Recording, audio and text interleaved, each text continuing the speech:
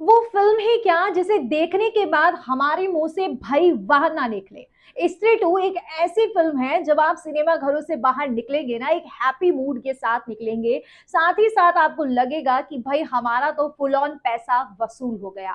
जी हाँ, स्त्री टू एक ऐसी ही फिल्म है जो कि बॉलीवुड में इस समय बहुत ज्यादा खचपच चल रही है। बहुत सारी फिल्मों की हमें अपडेट्स आ रही है, लेकिन अभी तक कोई ऐसी फिल्म नहीं आई करंटली, अगर मैं बात करूं, जो कि हमें बहुत बढ़िया तरीके से एंटरटेन कर सकती है। लेकिन अब ऐसी सुनामी में स्त्री टू का आना भाई किसी गिफ्ट से कम नहीं है। हाय गाइस, मैं हूं जानवी, वेलकम करती हूं आपका चैनल की तरफ से। फाइनली स्त्री टू का आगाज हो चुका है।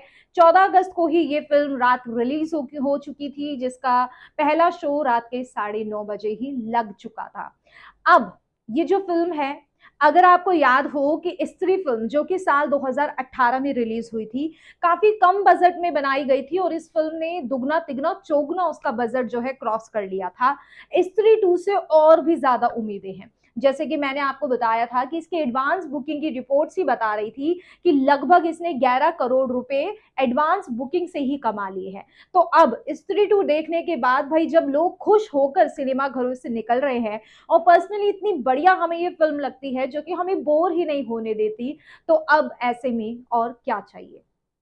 स्त्री टू की बात करूं तो जो कैरेक्टर स्त्री में थे वही स्त्री टू में भी है, कहानी को आगे बढ़ाते हुए भी दिखाई दे रहे हैं। और कुछ कैरेक्टर का कैमियो भी है, जैसे कि तमन्ना भाटिया की बात करूं, वो सिर्फ डांस ही नहीं करती बल्कि एक उनका रोल जो है ना, वो डांस करना भी उनका बहुत अहम है। अगर आप पूरी फिल्म देखेंगे तो आपको सब कुछ समझ में आ जाएगा। लेकिन अगर मैं बात करूं अपार शक्ति खुराना की, राजकुमार राव की, या फिर अभिषेक बैनर्जी की, श्रद्धा कपूर की, पंकज त्रिपाठी जो कि वन लाइन में अपने डायलॉग्स बोलते हैं और दर्शक उनकी बात पर खुश होते ही होते हैं, तो भाई इन लोगों ने फिल्म को बड़े अच्छी तरीके से संभाला है। हर एक कैरेक्टर छोटे से छोटा कैरेक्टर लग रहा है कि फिल्म में होना चाहिए था। अगर ये फिल्म नहीं होता तो शायद फिल्म फीकी लगती।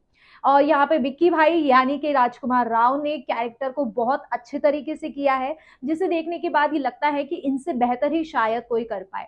और श्रद्धा कपूर जिसे मिस्ट्री गर्ल इस फिल्म में दिखाया गया है, उन्होंने भी फिल्म में बहुत अच्छा काम किया है। मतलब सिर्फ राजकुमार और श्रद्धा ने ही नहीं, बल्कि जितने भी कैरेक्टर है, चाहे छोटा ही उनका रोल है, हर किसी ने बढ़िया काम किया है। मैडॉक फिल्म्स लेकर आते रहते हैं, वो भेड़िया लेकर आ गए हैं, मुंजिया लेकर आ गए हैं, स्त्री और स्त्री टू लेकर आ गए हैं। लेकिन उसमें मुझे सबसे अच्छी फ्रेंचाइजी जो है स्त्री की ही लगी। स्त्री फिल्म मुझे ज्यादा अच्छी लगी, फिर स्त्री टू लगी। मुंजिया और भेड़िया मुझे कुछ इतनी खास नहीं लगी। अब दूसरी तरफ अगर मैं बात करूं कि ये फिल्म आपको क्यों देखनी चाहिए, तो भाई हाँ, ये फिल्म हॉरर कॉमेडी है। आपको छोटी छोटी बात पे ही ये हंसा देगी और आपको एक एक सस्पेंस के साथ, मिस्ट्री के साथ अंदर अपने साथ लेती जाएगी और आप अपनी कुर्सी से उठेंगे नहीं।